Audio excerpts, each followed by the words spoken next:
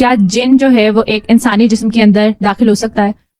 جن کے اثرات کے حوالے سے مختلف میں نے بہت ڈفرینٹ ریسورسز سے اور ڈفرینٹ ریفرنسز سے بہت سی چیزیں پڑھی ہیں. قرآن مجید میں بھی مختلف جگہ پہ جنات کی تخلیق کس طرح سے ہوئی ہے اور اس کے کیا اثرات ہیں اس کو بیان کیا گیا ہے. لیکن مجھے جو چیز مل نہیں سکی یا ایک صاف لفظوں میں جو جواب نہیں ملا وہ یہ ہے کہ کیا جن جو ہے وہ ایک انسانی جسم میں داخل ہو کر انسان سے وہ عمل کروا سکتا ہے؟ جیسے کہ قرآن میں مختلف جگہ پہ بیان کیا گیا کہ قرآن جب جو جن ہے وہ انسان کے اندر داخل نہیں ہو سکتا، لیکن بیان نہیں کیا گیا. لیکن میں نے مختلف سورسز سے جو چیزیں پڑھی ہے وہ یہ ہے کہ اس کے اثرات وہ آپ کے دل میں وسوسے ڈال سکتا ہے، لیکن آپ کو فورس نہیں کر سکتا کہ آپ کوئی عمل کریں. تو میرا سوال صرف اتنا ہے کہ جن انسان کے جسم میں داخل ہو سکتا ہے، اور اگر ہو سکتا ہے تو اس کا کتنا اثر جو ہے وہ انسان کے عمل پہ آ سکتا ہے؟ اس میں پہلے تو ایک چیز کو ذرا وضاحت سے سمجھ لیجیے کہ قرآن مجید اس طرح کی معلومات کے لیے نازل نہیں کیا گیا. قرآن مجید کا اصلی موضوع اللہ تعالیٰ کی ہدایت پہنچانا ہے. یہی صورتحال جنات کے بارے میں ہوئی.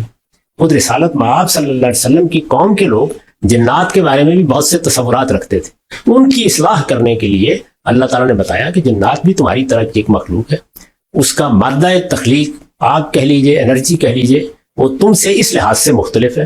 ان کی خصوصیات اس نوعیت کی ہیں. تم ان کو نہیں دیکھ سکتے، وہ تمہیں دیکھتے ہیں. وہ کیا عقائد رکھتے ہیں، کیا نظریات رکھتے ہیں، اس کا تھوڑا سا تعارف کرا دیا ہے. یہ بتا دیا ہے کہ جس طرح تمہاری طرف ہم نے اپنے پیغمبر بھیجے ہیں ان کی طرف بھی بھیجے ہیں. اور اس کے ساتھ یہ وضاحت کر دی ہے کہ ارادہ و اختیار کے ساتھ ہم نے جس طرح تمہیں پیدا کیا ہے، کیونکہ انہیں بھی پیدا کیا ہے، چنانچہ ان میں اچھے بھی ہیں، ان میں برے بھی ہیں، ان کا انجام بھی وہی ہوگا، ان کے لیے بھی جنت ہے، ان کے لیے بھی دوزخ ہے. یہ اطلاعات اس میں بیان کر دی. کہیں ضمناً کچھ دوسری چیزوں کا ذکر بھی آ گیا ہے کہ جس طریقے سے ہم انسان ایک دوسرے پر مؤثر ہوتے ہیں، مختلف پہلوؤں سے ہو جاتے ہیں. یعنی کوئی وسوسے ڈال دیتا ہے، کسی کے لیکچر سے ہم متاثر ہو جاتے ہیں. اسی طرح کے معاملات جنوں کے اور ہمارے درمیان بھی ہوتے رہتے ہیں. یہ بھی بتا دیا ہے، جس کو آپ نے وسوسے سے تعبیر کیا، مذہبی لحاظ سے بھی بتا دیا ہے، اور انسان کے اوپر جو اثرات ہوتے ہیں ان کو بھی بتا دیا. لیکن یہ اس اصلی مقصد کو سامنے رکھ کے زیر بحث آئے.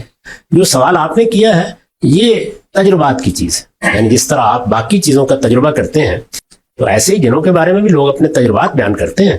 آپ ان کا اینالائز کیجئے جس طرح سے دوسری چیزوں کو کیا جاتا ہے. اگر معقول بات ہو تو قبول کر لیں. یہ مذہب کا، دین کا موضوع نہیں.